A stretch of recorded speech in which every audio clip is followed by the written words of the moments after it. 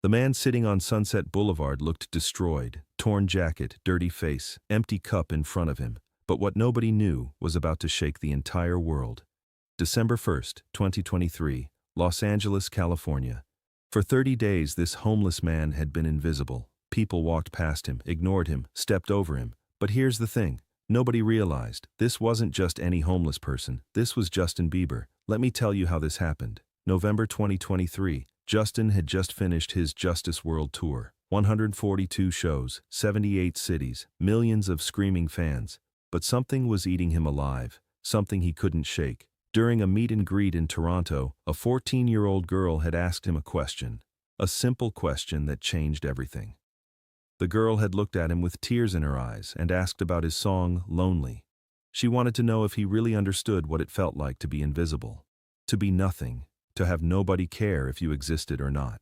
Justin had answered with the usual celebrity response about empathy and understanding, but that night in his hotel room, he couldn't sleep. Because the truth was, he had no idea. He had been famous since he was 13. He had never been invisible. Not once. That's when the idea hit him. What if he became invisible? What if he experienced what millions of people experience every single day? What if he stopped being Justin Bieber and became nobody? 2 weeks later, Justin made a secret plan. He told only 3 people, his wife Haley, his manager Scooter, and his bodyguard Ryan. Nobody else. Not his family. Not his team.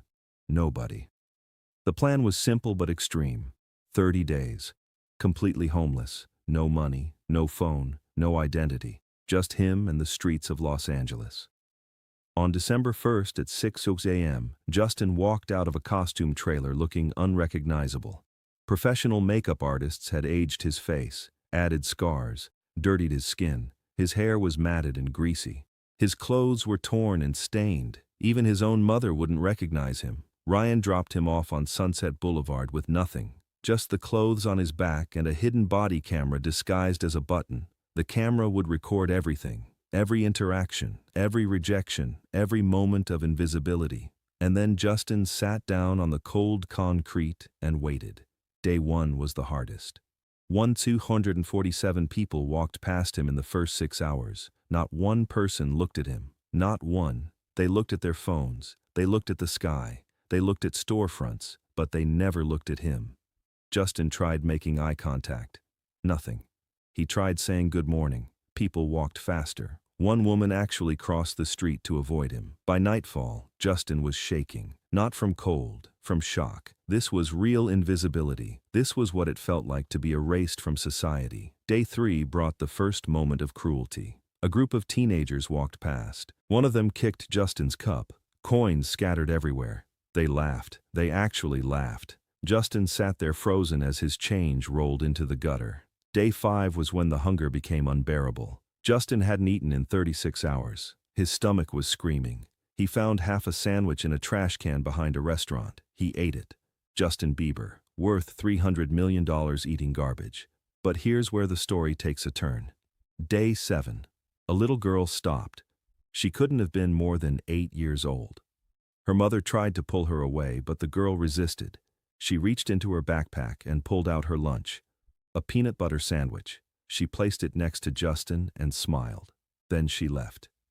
Justin cried for the first time in years. Not celebrity tears, real tears. This child had seen him, actually seen him. While thousands of adults had walked past blind, an 8-year-old had stopped. She had no money to give, but she gave what she had. And in that moment, Justin realized something profound. Children still saw people as people. Society hadn't taught her to look away yet. Day 12 brought another revelation. A homeless man named Marcus sat down next to Justin. Marcus had been on the streets for 11 years. He shared his blanket without Justin even asking. He shared his spot under the overpass. He shared the little food he had. Marcus told Justin his story. He used to be an engineer, aerospace engineer. But then his wife died. Depression hit. He lost his job, lost his house, lost everything. And now society had decided he was worthless. Justin listened, really listened. And he realized something terrifying. Marcus was brilliant. Marcus was kind. Marcus was valuable. But nobody saw it. Nobody cared. Day 15 brought heavy rain. Justin had no shelter. He sat there soaking wet, shivering. A police officer approached and told him to move. Business owners were complaining. Justin was bad for their image. Justin found an alley, sat against a dumpster, and realized something horrifying. Being homeless wasn't just hard, it was illegal. Society had made poverty a crime. That afternoon, an elderly homeless woman named Dorothy sat near him. She was 71, former school teacher. Her pension got stolen in a financial scam. She lost everything at 68. Dorothy said something Justin would never forget. The hardest part isn't losing everything, it's realizing nobody cares that you lost it. Day 18 was the breaking point. Justin had been on the streets for over 2 weeks. He had lost 17 pounds. His body hurt. His spirit was crushed. And then it happened. A man in an expensive suit walked past. He was on his phone complaining about his Tesla having the wrong color interior. He stepped over Justin like he was garbage, literally stepped over him. But then a construction worker named Carlos stopped. He sat down next to Justin, opened his lunchbox and split his food. Half for him, half for Justin. No words, just humanity. Carlos did this every day for the next week. Never asked questions, never judged, just shared. Carlos made $16 an hour, but his heart was worth millions. And in that moment, Justin understood. This wasn't about homelessness. This was about humanity. Society had created a system where some people mattered and some people didn't. And that system was broken. Day 23 brought hope. A small taco truck owner named Rosa started bringing Justin food every morning. She never asked questions. She just fed him. Day after day. Justin learned that Rosa had been homeless once. She remembered what it felt like, so now she helped. Day 28. Justin was almost done with his experiment, but he had learned something impossible to unlearn. The homeless weren't lazy. They weren't choosing this life. They were trapped by mental illness, by addiction, by bad luck, by a society that had decided to look away. On day 30th, December 31st, Justin's experiment ended. Ryan picked him up at 6:00 a.m. Justin got into the car and immediately broke down. He cried for an hour straight. Haley held him. He couldn't speak. He couldn't process what he had experienced. But here's what nobody expected. January 15th, 2024. Justin called a press conference. Nobody knew why. The media thought he was announcing a new album. Instead, Justin walked on stage looking different, thinner, older, changed. He stood at the podium and revealed everything. The 30-day experiment, the hidden camera footage, the people he met, the cruelty he witnessed, the kindness he received. The video footage was released simultaneously, unedited, raw. 47 hours of content showing Justin's complete journey. People watching him get ignored, watching him get kicked, watching him eat from trash cans, watching him cry. The internet exploded. 100 million views in 12 hours, 500 million in 3 days. Celebrities were speechless. Oprah called it the most important social experiment of the decade. But Justin wasn't done.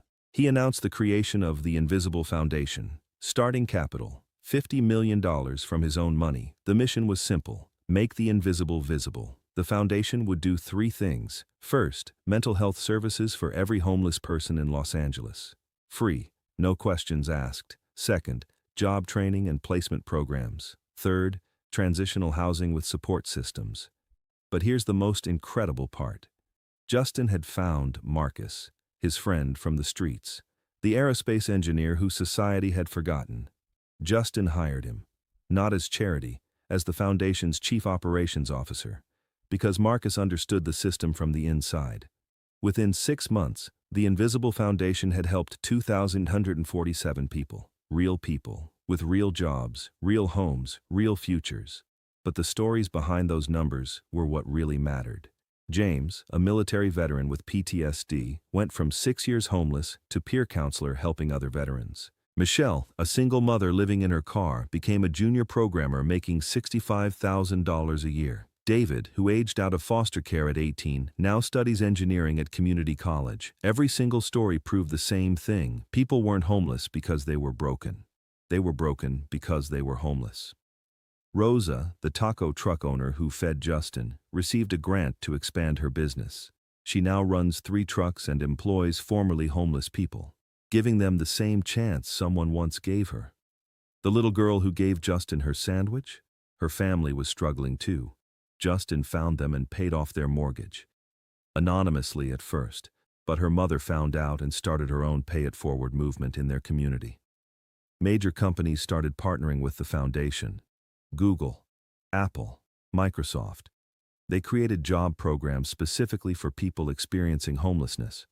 Real positions, real salaries, real respect. Cities across America started copying the model. The Invisible Foundation expanded to New York, Chicago, Seattle, San Francisco, each city with the same mission: see people, all people. 1 year later, January 2025, Justin returned to Sunset Boulevard. But this time, he wasn't disguised. He walked the same street where he had sat invisible for 30 days. But now there was a difference. A new shelter stood where an abandoned building used to be. The Invisible Center. Inside, there were medical services, counseling, job training, clean showers, hot meals, dignity. Justin walked in and found Marcus. Marcus was running the operations perfectly. Former homeless people were now staff members, helping others who were where they used to be. And here's what made everyone cry. On the wall of the center was a photo. It showed Justin sitting on that cold concrete on day 1. Looking lost, looking invisible. And underneath it was a quote. "Not all of us can do great things, but we can do small things with great love." That quote came from Marcus, the man society had thrown away, the man who shared his blanket with a stranger, the man who proved that value isn't measured by wealth or status. Justin gave a speech that day. He talked about those 30 days. He talked about the 247 people who walked past him on day 1. He talked about the teenager who kicked his cup. He talked about the little girl who gave him her sandwich. And then he said something that broke the internet all over again. He revealed that during those 30 days, 11 celebrities had walked past him, people he knew personally, people he had worked with. Not one of them recognized him, not because of the disguise, but because they weren't looking. Nobody was looking. The footage went viral again, this time showing those 11 moments. Famous faces walking past Justin without a glance. The message was clear. If they couldn't see Justin Bieber, how many other people were they not seeing? The internet went insane trying to identify the celebrities. People froze frames, analyzed reflections.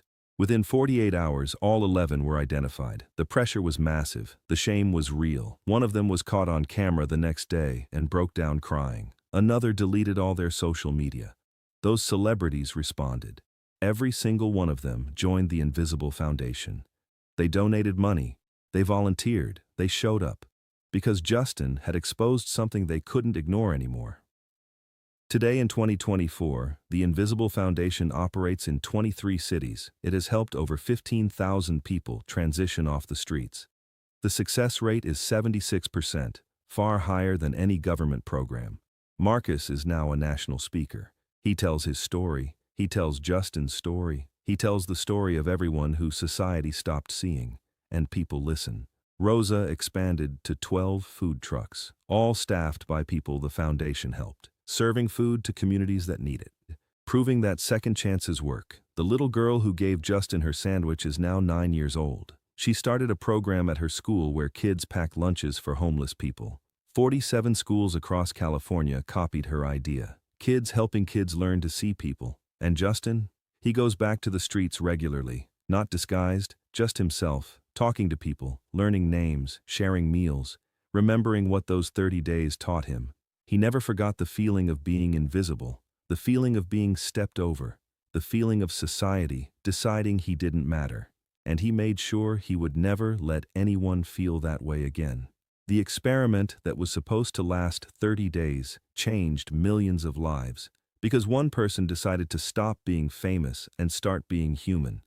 One person decided to see what everyone else refused to look at.